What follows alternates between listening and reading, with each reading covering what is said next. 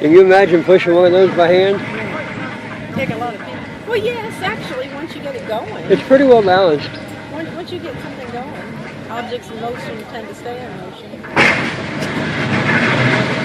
It would be the initial shove, but that would be the hard part. It actually doesn't take that much. You'd be amazed at how small the motor is at turning this thing.